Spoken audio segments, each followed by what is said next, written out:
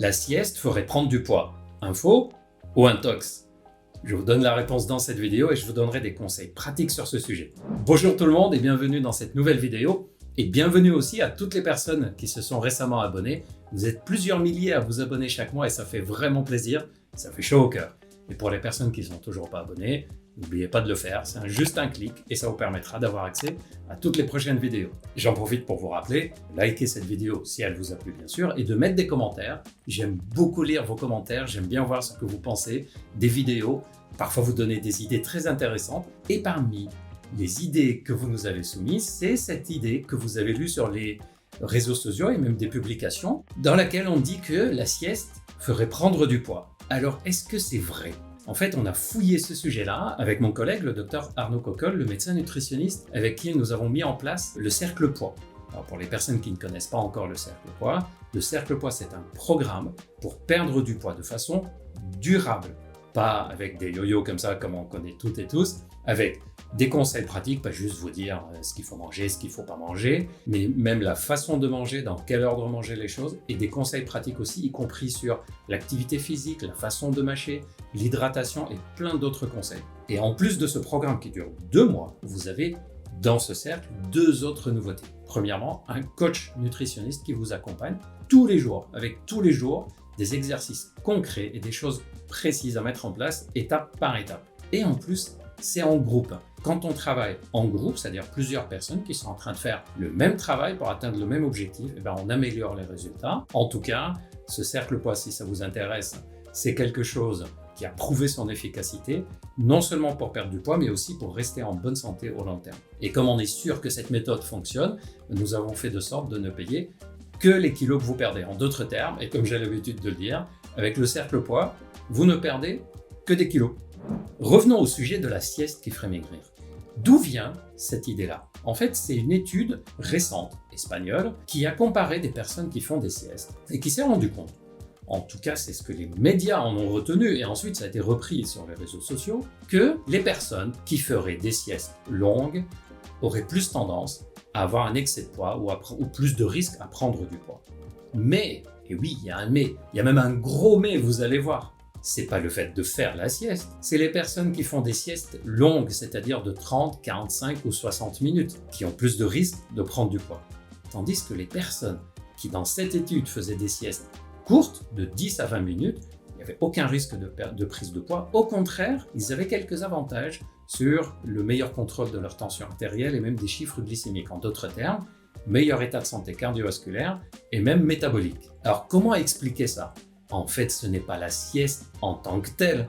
C'est pas le fait de faire la sieste qui fait qu'on sécrète des choses qui nous feraient prendre du poids ou qui on déréglerait complètement notre système métabolique ou notre système immunitaire. Au contraire. Par contre, quand on regarde les personnes qui font des siestes de 30, 45 ou 60 minutes, en fait, on se rend compte dans cette étude que c'était aussi des personnes qui avaient moins d'activité physique de façon générale. Donc c'est le fait de moins faire d'activité physique, c'est pas le fait de faire de la sieste. S'ils s'étaient reposés sans faire la sieste, ça aurait donné le même résultat sur leur poids. Et en plus de ça, les personnes, et je suis sûr que beaucoup d'entre vous vont se reconnaître dans ce que je vais dire maintenant, les personnes qui font des siestes longues, en général, quand on émerge de la sieste, on n'est pas en super forme.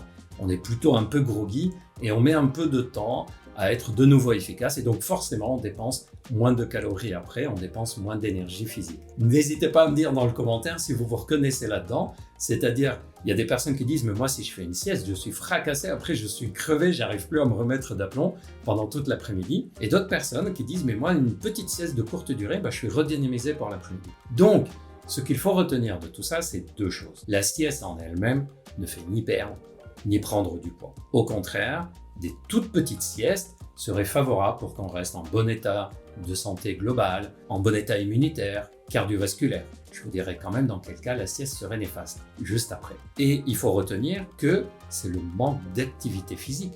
Et ce n'est pas pour rien que je vous ai déjà fait plusieurs vidéos dans lesquelles je vous explique le lien qu'il y a entre l'activité physique et la perte de poids. Je vous ai même déjà expliqué, et je vous ferai encore d'autres vidéos sur ce sujet, quel type d'activité physique serait la plus adaptée quand on veut perdre du poids, par exemple, au niveau du ventre. En tout cas, retenez que c'est l'activité physique et le fait d'être actif, de faire de la dépense d'énergie musculaire qui est en lien avec la prise de perte de poids et pas le fait de faire la sieste en tant que telle. D'ailleurs, Plusieurs études ont montré que des petites siestes courtes de 10 à 20 minutes provoquent des sécrétions dans notre corps, dans le système neurologique. On améliore la mémoire par exemple, on améliore la concentration, alors que des siestes longues agissent négativement. Mais il y a des situations où les siestes seraient plutôt néfastes, c'est surtout chez les personnes qui ont des troubles du sommeil, des insomnies, et qui ont peur par exemple de faire une sieste, de ne plus trouver le sommeil après. Mais pour les personnes qui n'ont pas des gros troubles du sommeil, voici une astuce, et vous me dites si vous la connaissiez. Avant de faire la sieste,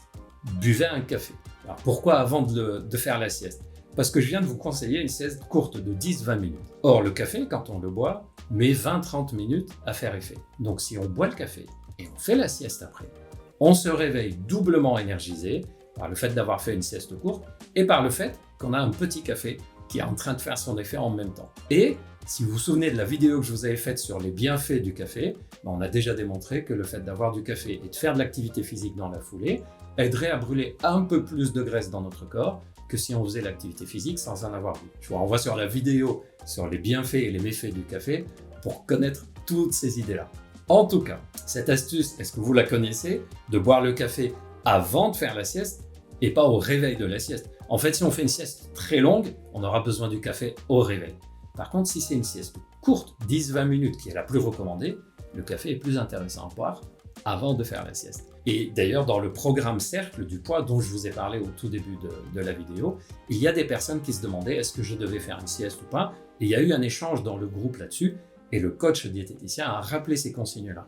Figurez-vous qu'il y a des personnes qui ont trouvé que s'ils ne faisaient pas de sieste, ils étaient plus en forme et ils pouvaient faire des activités physiques en fin de journée. Et il y a d'autres personnes qui se sont rendues compte que s'ils faisaient cette petite sieste en buvant un peu de café avant la sieste, ils étaient encore plus en forme dans la journée, faisaient des activités physiques et sportives en fin de journée et donc ils arrivaient à plus perdre du poids.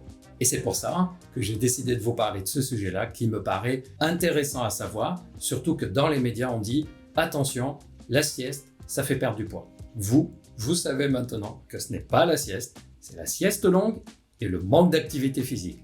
Pour le reste, testez et voyez. Chaque personne a un organisme différent. Testez de faire des petites siestes, testez de ne pas faire des petites siestes et choisissez ce qui vous convient le mieux en fonction de ce que vous ressentez. C'est la règle d'or. Voilà, je vous remercie de m'avoir écouté jusqu'au bout. J'espère que cette vidéo vous a plu. Si oui, n'oubliez pas de liker et abonnez-vous pour que vous puissiez suivre les prochaines vidéos. Il y a plein d'autres sujets de ce type-là dont je vais vous parler et je suis à l'écoute de tous vos commentaires, que ce soit sur la vidéo que je viens de vous faire, que ce soit sur les informations ou sur d'autres sujets que vous souhaitez, ou même pour partager avec nous votre propre expérience concernant le poids, concernant la sieste, l'activité physique et tout ce que vous souhaitez. On est là pour parler de la santé, santé sexuelle, santé générale, santé du poids et tous les sujets qui vous intéressent. Prenez soin de vous et à très bientôt.